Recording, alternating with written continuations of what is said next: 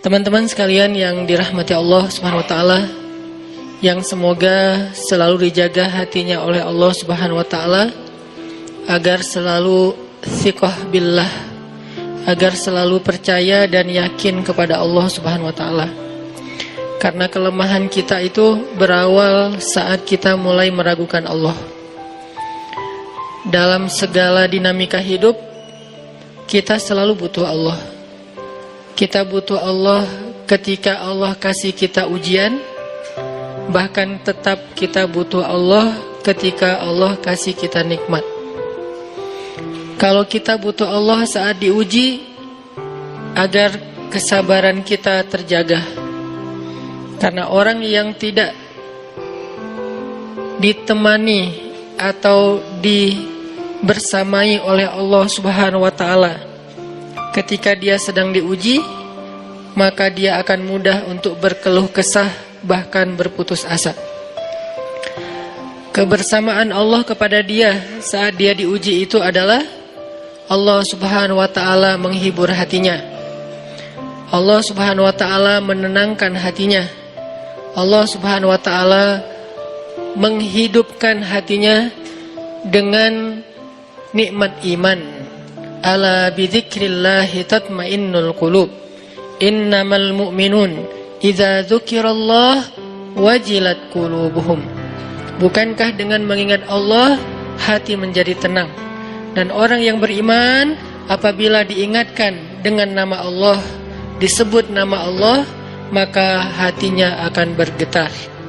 Ini bentuk Allah membersamai hambanya ketika dia dalam keadaan diuji. Allah menghiburnya dengan kalimat, alam yajidka yatiman fa'awa, wa wajadaka dhallan fahada, wa wajadaka ailan fa'aghna. Allah menghiburnya dengan kalimat, inna a'tainakal kautsar. Allah menghiburnya dengan kalimat, kalla saya'lamun, summa kalla saya'lamun. Allah menghiburnya dengan kalimat, la tahzan, innallaha ma'ana. Ini adalah ketika Allah membersamai seorang hamba saat dia dalam keadaan diuji. Allah membersamai hamba juga ketika dia dalam keadaan diberi nikmat. Karena tanpa itu, maka seseorang akan jatuh justru kepada dosa-dosa karena dia mendapatkan banyak kenikmatan hidup. Kalau Allah Subhanahu wa taala tidak menjaga dia saat dia diberi nikmat, maka nikmat itu justru menjadi jalan bagi dia untuk terjerumus kepada banyak dosa. Justru nikmat itulah yang menjadi penghalang bagi dia untuk mengingat Allah. Karena dia sibuk menikmati hidupnya, akhirnya dia terhalang dari mengingat Allah tepat waktu. Sibuk menikmati hidupnya, terhalang dari Allah untuk bangun tengah malam. Karena dia tidurnya larut. Kenapa tidur larut? Karena terlalu banyak yang harus dia nikmati sebelum tidur. Dia bisa makan-makan, dia bisa jalan-jalan, dia bisa ngopi, dia bisa ketemu teman, dia bisa belanja.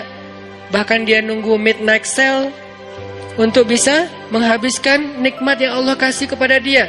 Sehingga akhirnya tidurnya terlalu larut, lalu dia tidak bisa bangun untuk menghadap Allah, curhat kepada Allah.